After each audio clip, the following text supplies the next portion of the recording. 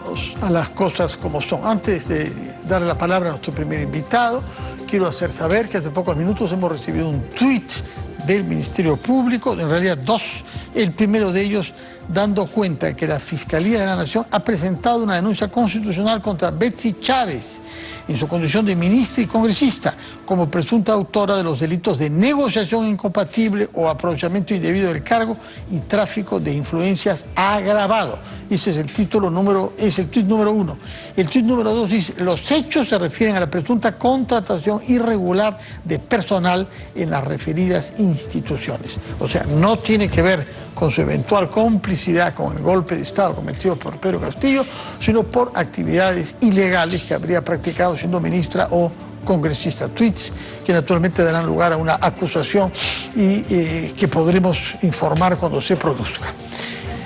Dicho esto, tengo que presentar al abogado Fernando O'Phelan, presidente de la ONG fundada por él. Asociación Civil. Asociación Civil, Pro Justicia.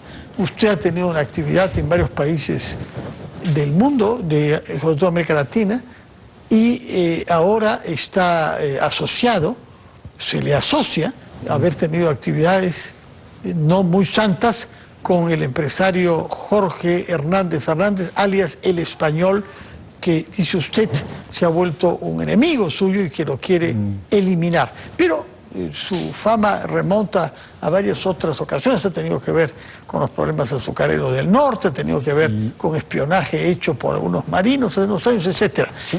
¿Quién es usted, señor O'Phelan? Señor Carvalho, en primer lugar, gracias por gracias por su presencia. Yo fundé Pro Justicia al inicio del 2000 y tantos con el apoyo de la Corte Suprema de Costa Rica. De hecho, yo he vivido 10 años en México. Era literalmente muy chilango, pero recibí mi educación en políticas públicas y en teoría social allá. Pero se había formado antes en la Católica, donde frecuentó grupos de izquierda, creo, ¿no? Sí, sí. Yo bajo la autoridad y inspiración de Fernando Rospigliosi de la época. El Partido Unificado Mariateísta y mi jefe de célula era Fernando Rospigliosi. La vida da vueltas. Pero ahora está bien lejos de la izquierda, ¿no? Él y yo. Bueno, ¿y usted? Lo que quiero decir, señor Carvalho, lo siguiente. Cada vez que Pro Justicia se fundó para combatir de una manera un poco más iconoclasta, más heterodoxa, el tema de la corrupción de jueces y fiscales. Le contaré en 30 segundos. O en un programa de televisión muy de moda, en un canal, con un señor Altaus, una vez yo me aparezco con una lista de fotos atrás diciendo: estos son los jueces corruptos de la Corte de Lima, y pone Jaime se atreve a aceptar y pone los 10 nombres. Entonces, al día siguiente, los jueces se reúnen y dicen: ¿qué le hacemos a O'Phelan? Uno decía: lo mandamos a golpear. Otro decía: no, le ponemos una carta notarial. El otro decía: no, una carta, esas que pones en el periódico que publica. Y el cuarto dijo: no hagan nada. Lo más probable es que O'Phelan tenga un expediente completo de nosotros. Era el más cuerdo, porque evidentemente teníamos un expediente completo de cada uno de ellos. No pasó más de 8 meses y todos esos jueces se fueron a su casa. Pero ¿alguno de ellos fue investigado, denunciado, procesado? ¿Alguno investigados por la OCMA. No es que yo, le explico, señor Carvalho, no es que yo vaya a la oficina de un juez y lo vote. No. Cuando digo es que uno hace la denuncia porque uno sabe que hay investigaciones previas, en este caso en la OCMA, y ese material ayudó a mostrar que ellos eran un grupo, era una red. En el país, señor, el Perú, desde esa época y hasta ahora, realmente no funciona como Estado de Derecho. Las instituciones, el sistema de justicia, el sistema policial, el sistema militar, todos los días vemos noticias y lo que en términos de análisis uno entiende es que no funcionan como dice el papel. De acuerdo. Y desde estas cúspides de compromiso con la ley, ¿cómo llegó usted al contacto con El Español? Muy simple. Yo estaba desde junio del 2021 trabajando en un equipo de trabajo el tema gobierno de Pedro Castillo.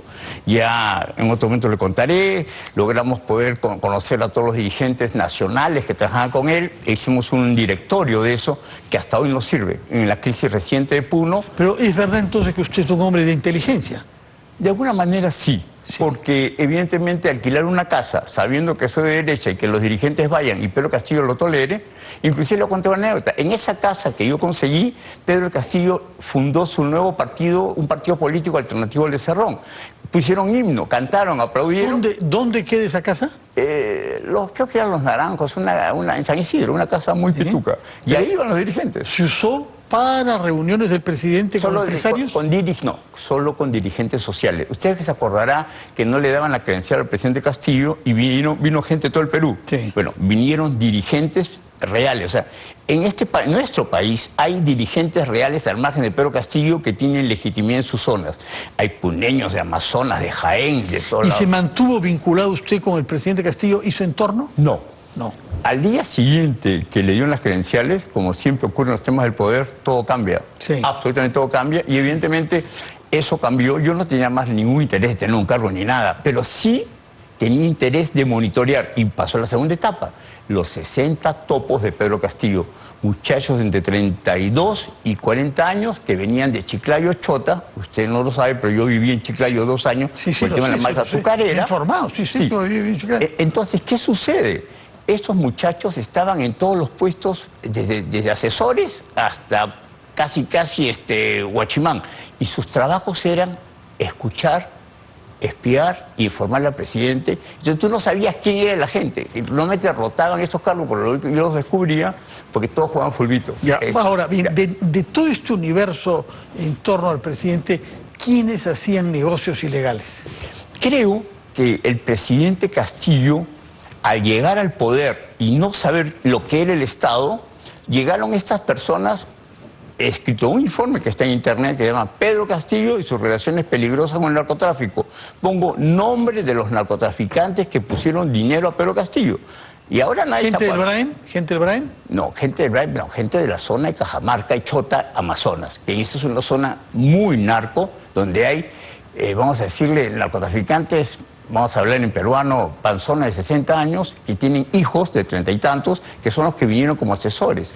Es fácil hacer esa relación y esas personas a su vez tenían gente de mayor rango como Salatiel Marrufo. Salatiel Marrufo era uno de los jóvenes abogados mejor preparados en la mafia azucarera. Era, voy a usar una palabra, brillante para sus gestiones de arreglar y conseguir sus cautelares. Entonces él tenía tal expertise. Dicho de paso, a pesar que él estaba en el lado contrario, en el lado de los malos, yo reconocía que era un tipo eficiente para ellos, ¿no? ¿Y cómo llegamos, después de todo este contexto de una cierta delincuencia a lo largo de los años, cómo llegamos al caso del Español? Porque para nosotros el Español era el último asesor oculto, el último asesor en la sombra. Entonces había que llegar a conocerlo. No sabíamos si el Español era un hombre culto, si era un agente de inteligencia, si era un empresario millonario. Era solo un español. Querían conocerlo, sabían que existía. ¿Cómo supieron? Puedo decir públicamente que la misma persona que contactó a Carlos Barba con el Español es la misma persona que me contactó a mí con él. O sea, ¿qué? Un abogado. Sí. ¿Carlos Paredes? Carlos Paredes Castro. Carlos Paredes Castro, sí. No el periodista. No, Carlos Paredes Castro. Así es, sí. La misma persona. Entonces, si lo hizo en buena fe, yo en realidad no es un abogado que esté metido en cosas raras, pero vamos a decir, ambos lo usamos para llegar a él. Eso sí que decirlo de manera directa. ¿Y cuando llegó a él, qué cosas supo de él? Cuando llegué a él me sorprendió que me reuní con él, su enamorada, que era un alférez, 2 policías que lo cuidaban, policías alrededor y un patrullero afuera. O sea, era un hombre que tenía poder. Era evidente que él estaba resguardado. ¿Estamos en qué mes, en qué momento? Estamos en el año 2022. O sea, el segundo año de Pedro Castillo. Sí. En 2022, cuando ya estaban los problemas de los sobrinos, supongo que era, no sé si es agosto, septiembre, no recuerdo la fecha exacta, pero yo le dije, demuéstrame que tienes poder. Y me dijo, ok, ¿qué quieres? Puedes traer entonces ahí a Marco. Entonces ahí hicimos una suma. Yo quería conocer su poder y él quería conocer mi cabeza, o sea, mi posibilidad de dar ideas. Entonces, ya le dije, ok, yo lo puedo ayudar a que suceda la especie mejor, etcétera, etcétera. Y se dio el famoso tema, que no tengo ninguna vergüenza de decirlo, me pagó 5.000 soles por hacer un informe. Yo entendí que eso era su dinero, 5.000 soles por hacer un informe, por escuchar, por ver. Y al final, teóricamente, al día siguiente él me iba a recomendar para ayudarlo y todo. Y al día siguiente el propio presidente de la República le juega sucio a él y le hace una entrevista en ATV al sobrino, y toda la estrategia, entre comillas, mediática que él diseñaba para ayudar al, vamos a decir, macrofamilia, lo hizo el presidente directamente sin él. Debo decirle además que hay un elemento central. Ese gobierno en particular, las decisiones del presidente eran en medio de un mercado. Todo el mundo hacía, él encargaba a varias personas cosas, no había un orden, no había, yo diría, que solamente hemos tenido un presidente real cuando Bruno Pacheco estuvo ahí, porque el verdadero presidente era Bruno Pacheco. Yo he conversado con ese señor Pacheco después de su salida. Y el que cobraba también dólares, ¿no? Claro, por los ascensos. no solamente cobraba, llegaban los chotanos, abrazaban, le decían, y te presento a mi hijo Fernando Fela. Ah, mira cómo has crecido Fernando. Fernando, ¿qué sabes hacer? Estudió periodismo en la Bausarte de Cajamarca. Bruno lo llamaba. ¿Dónde podemos colocar a Fernando? El ministerio, en la oficina de prensa y tal. Ya, colocado. Entonces se iba el hijo Fernando, que era mi padre, lo abrazaba. Eso es una narración de Bruno Pacheco muy interesante. Y le daba un apoyo.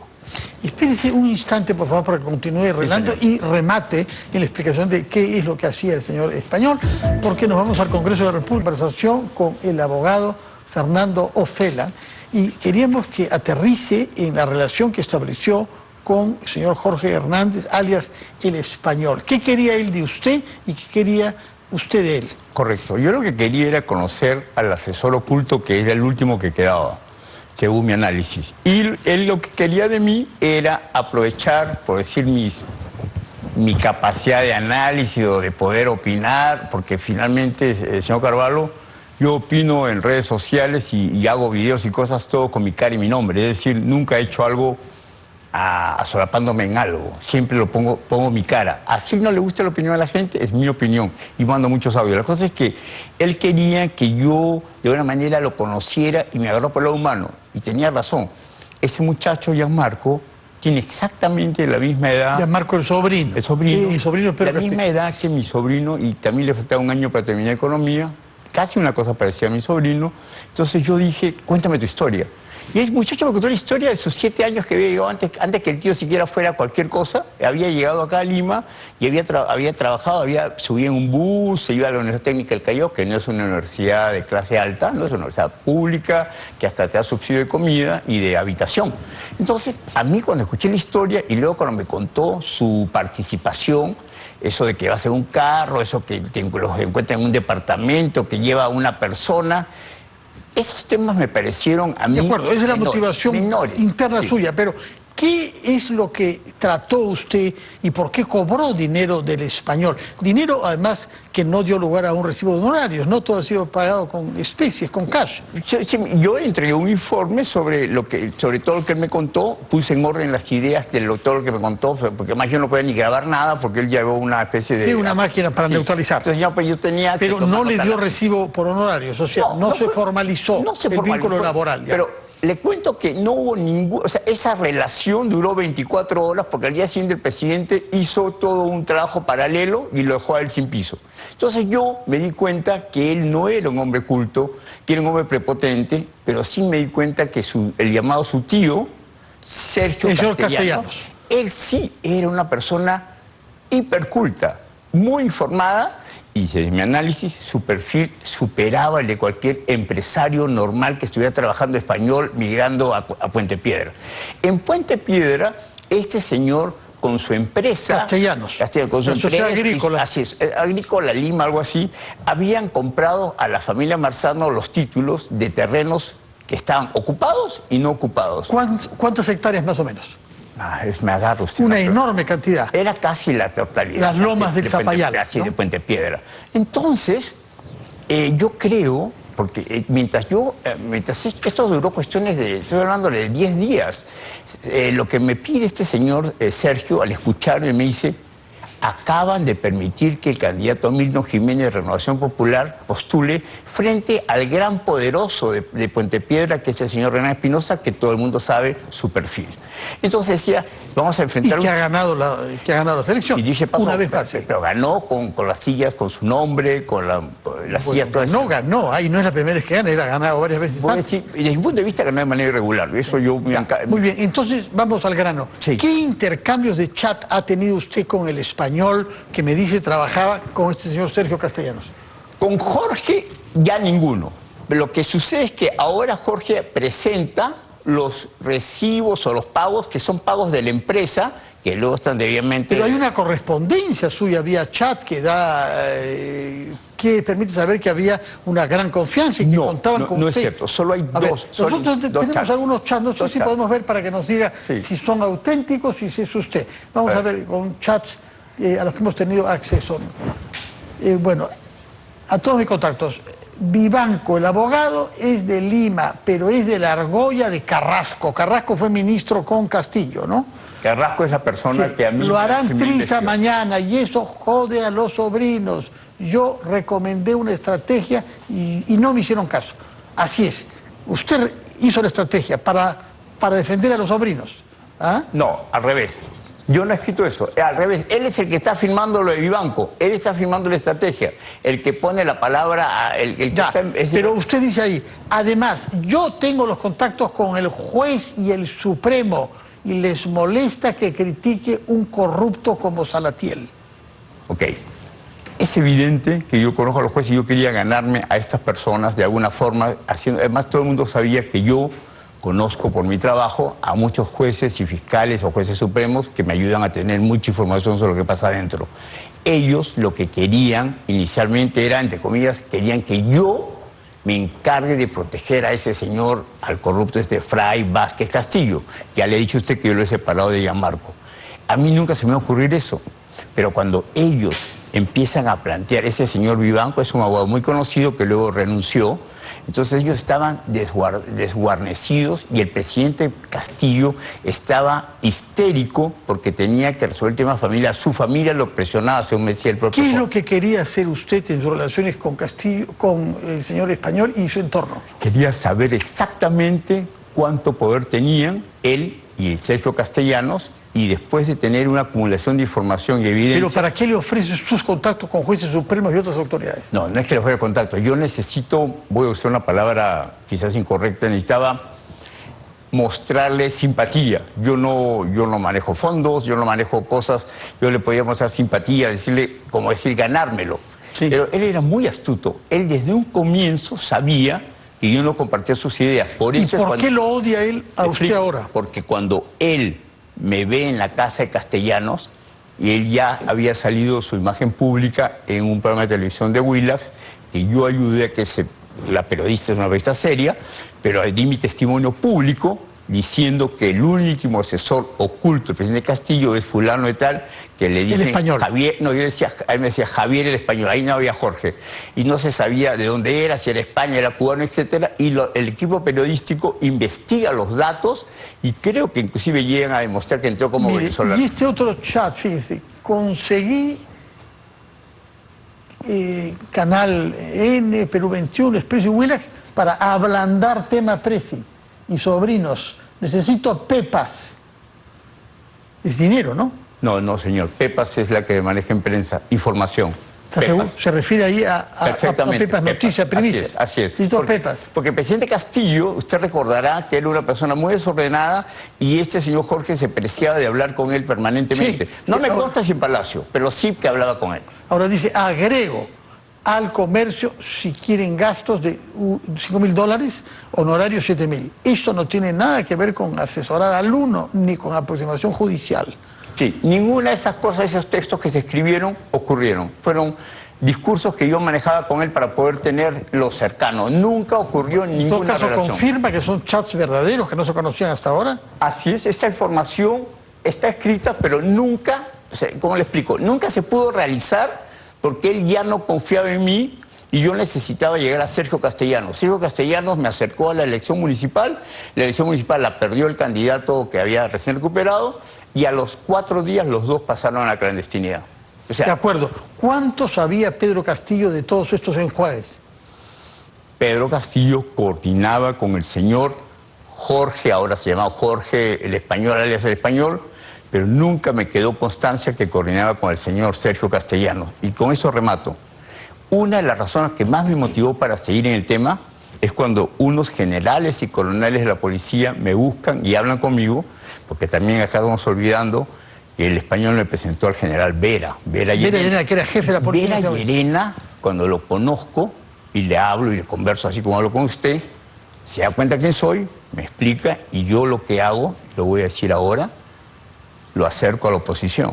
A Vera Llerena lo llevo a una reunión de la oposición, él lo puede corroborar, y él conversó. La oposición ¿Cuál Me oposición? refiero a la gente que estaba trabajando en ese equipo que ya le he dicho desde junio de 2021 para monitorear y en su caso ver la salida del presidente Castillo, porque ya estaba, no solamente un tema de ser de izquierda, no es así, sino solamente un tema ya de destrozar el Estado. Pedro Castillo estaba destrozando el Estado.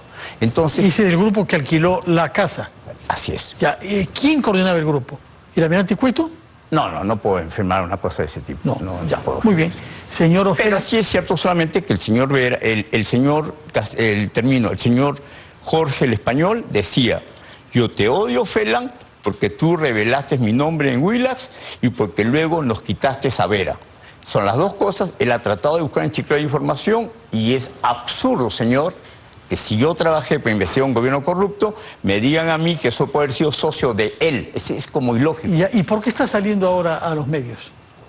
Porque él, hace unos días, antes de Semana Santa, miércoles, ceniza, lunes, martes, estuvo llamando a Chiclayo a amenazar y a pedir, a comprar videos, audios sobre mi vida personal o sobre mis cosas que había hecho yo en Tumán. Todo el mundo sabe que en Tumán hice una revolución y me enfrenté, hasta me detuvieron 15 días. Es público todo lo que he hecho en la zona del Valle Azucarero. Asociado con Edwin Oviedo.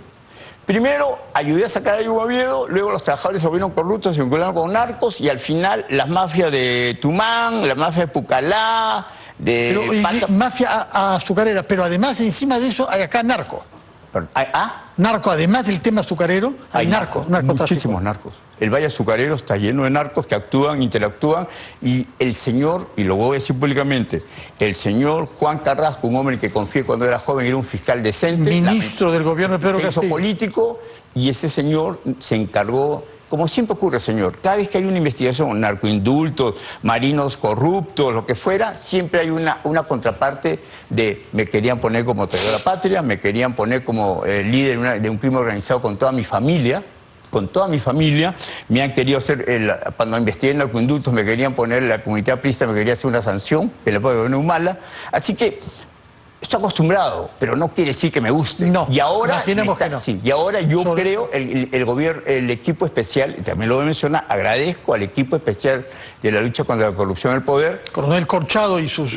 Porque ellos me están escuchando y además yo estoy poniendo claramente en una información que no puedo decir en televisión o en la radio y la estoy entregando a la Fiscalía y al equipo especial. ¿Van a aparecer otros chats? Van a aparecer mucho material. Van a aparecer chats y otros. Sí, señor. ¿Y hay todavía personas que no sabemos que han colaborado con todo este sistema corrupto? Se lo digo de manera muy elegante. A veces creo que la gente, los que tienen poder en el Perú, nuestra derecha mercantilista, prefieren que caigan unos cuantos tontos antes que se sepa quiénes pusieron dinero para pagar corrupción del sistema judicial, para pagar corrupción de abogados, para pagar... Hay muchos empresarios, no solo el tema Sada Goray, ese es uno. Hay muchos empresarios peruanos que decían, ese Pedro Castillo es un serrano que me apesta, pero volteaban y hacían negocios. Y esos nombres no quieren que se sepan. ¿Y usted va a contribuir a que se sepan? Eso, muero porque se sepan. O sea, quiero que se sepan. Bueno, de acuerdo. ¿El señor Hernández estuvo en su casa? No, nunca. No. Estuvo el señor, muchacho Gianmarco. En mi casa nunca entró ningún señor, ningún español. ¿Y mantuvo reuniones en su casa con periodistas para diseñar campañas? ¿Para diseñar campañas del tema del gobierno? No. Yo le voy a ser claro, yo colaboro como Projusticia, como insumo de investigación con varios programas de televisión, que no tengo por qué explicarlos acá, y los productores reciben el informe, pero como buen periodista de investigación, yo le puedo decir, toma, y los periodistas lo voltean y lo revisan y no se les ocurre siquiera seguirme la mente. En eso se basa mi relación de confianza. Un periodista de investigación serio tiene que recibir mi material y decirme, no te creo, pruébamelo. Y luego ellos buscan sus propias pruebas y si ven que en realidad es verdad, recién lo pueden pasar. ¿Sigue usted confiando en la honestidad del sobrino Gianmarco del expresidente Castillo? No lo he vuelto a ver, no tengo más elementos del caso, pero en ese momento me pareció, hay una cosa que a mí tampoco nadie me la va a quitar. La justicia no necesariamente tiene que ser, perdone la expresión, señor, canera. No todo tiene que ser cárcel. En la época de la pandemia, señor, cuando nadie me levantaba un dedo, ni un solo periodista, yo he asistido a los presos que están debajo de la carceleta en la avenida Bancay y estaban como 4 muertos y 70 contaminados. Si no hubiera hecho yo un movimiento, a esa gente para que los lleven a un lugar especial, se hubieran muerto. Entonces, a mí no me van a decir que la justicia de poner en la cárcel a la gente porque sí, es algo válido totalmente. No necesariamente eso es en nuestro país importante. Señor Fernando Ofeland, lo hemos escuchado. Espero haber comprendido los vericuetos de su actividad profesional y política. Naturalmente, todas las personas que se puedan sentir concernidas por lo dicho por el señor Ofeland tienen perfecto derecho a contactarnos y serán recibidos acá. En RPP recibimos naturalmente a todos los actores de nuestra vida pública que no defiendan la violencia. Muchas gracias por su presencia, Fernando Ofeland. Que tenga usted muy buenas noches. Hacemos una pausa y retomamos las cosas como son.